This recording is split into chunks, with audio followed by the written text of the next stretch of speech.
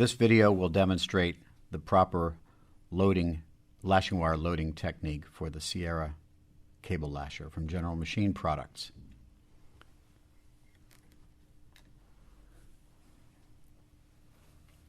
Sierra cable lasher uses industry standard lashing wire, one coil at a time. The outer wire coil flange is removed by turning clockwise since it is a left-hand thread. You'll note the lashing wire coil is secured with 4 cable ties. Start by cutting 2 at opposite ends of the wire coil, being careful not to nick the lashing wire.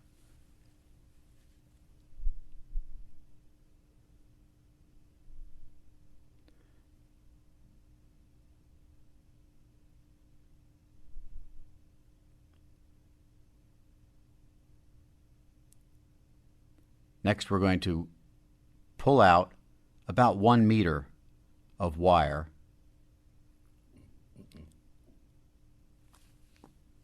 We're also cutting the eye of the coil, since that will not be used in this cable lasher and may interfere with ease of loading. Now we're pulling out about 1 meter of wire in order to thread into the machine before loading the wire onto the wire reel. Next, take the 2 remaining cable ties and slide the clasp around to the middle of the coil so that it's easier to cut that and then grab that clasp in order to remove the cable tie after installing the coil.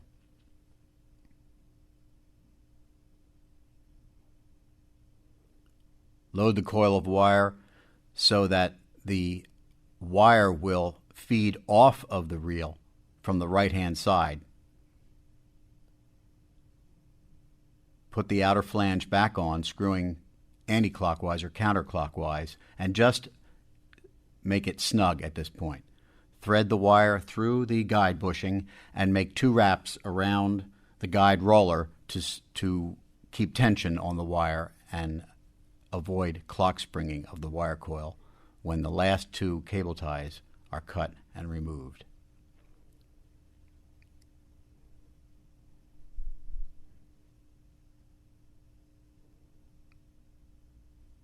Grab the clasp of the cable tie with the pliers and completely remove the cable tie from the wire coil.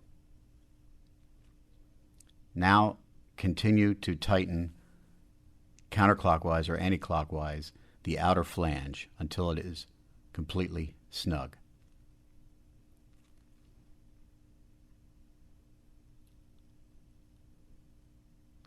Take the towing bridle, attach it to one of the towing eyes of the machine.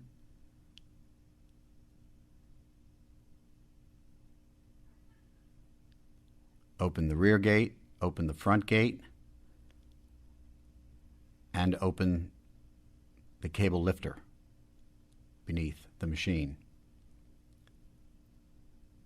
Now the machine is ready to be placed onto the strand. At this point, tether the lasher bridle rope to the strand to prevent accidentally dropping the lasher. Close the front gate.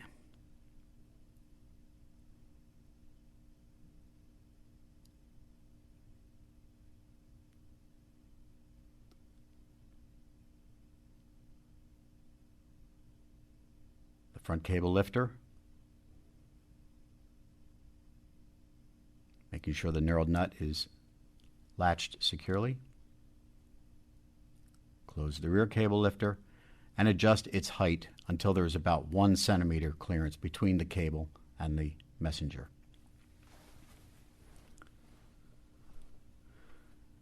Now the proper routing of the lashing wire is around the friction drive wheel, then up to the wire guide roller and onto the strand. Make 2 wraps of the lashing wire around the strand to provide strain relief on the lashing wire prior to attaching to the lashing wire clamp. It's important to wrap those two wraps in the same direction as the lay of the messenger wire. Make 1/2 revolution around the lashing wire clamp stud between the flange of the stud and the first washer, and then tighten with a 7/16 inch or 11 millimeter wrench or spanner. Thread the lashing wire back through the clamp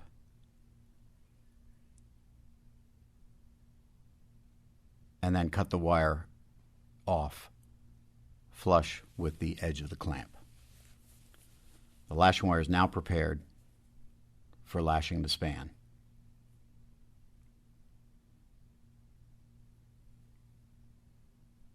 Attach the towing bridle to the other pulling eye and attach your tow rope to the tow bridle.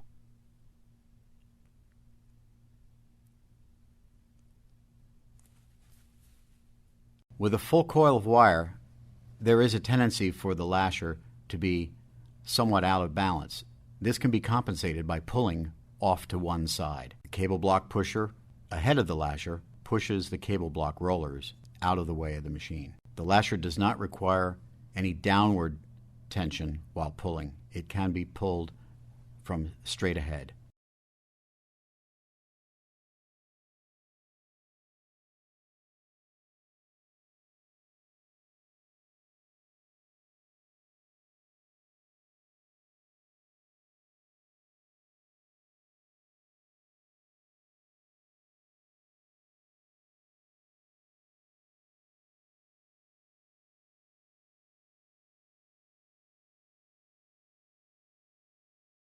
At the end of the span, the first thing to do is to secure the lashing wire tension using a temporary lashing wire grip. This will prevent any loss of lashing wire tension while you're finishing with the lasher.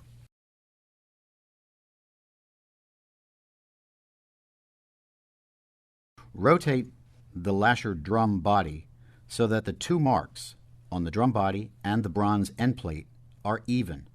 This indicates the lasher cable cavity is fully open on the bottom of the lasher. Then flip the lever back over into the drum lock position before removing the lasher from the strand. Pull out some extra lashing wire, remove the lashing wire routing from the friction roller, and make a complete wrap around the wire guide roller to keep tension on the lashing wire coming off of the lashing wire reel. Before transferring the lasher around the pole or any obstruction, always clip one end of the towing bridle around the messenger wire to tether the machine to prevent accidental dropping. Open the rear cable lifter, open the front cable lifter, and open the front gate, allowing the cable to drop out of the machine. Lift the lasher off the strand and transfer it to the next location. Place a D lashing wire clamp onto the messenger. Tighten the retention nut on the stud using a 7/16 inch or 11 millimeter spanner.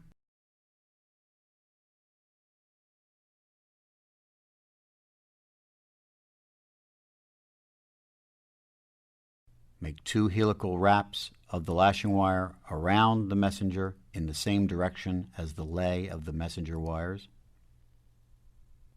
1/2 turn of the lashing wire between the stud flange and the first washer,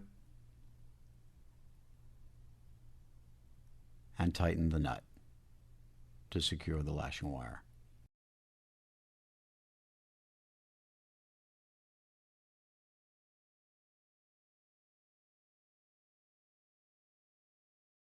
Route the excess back through the clamp and cut off the wire flush with the edge of the clamp.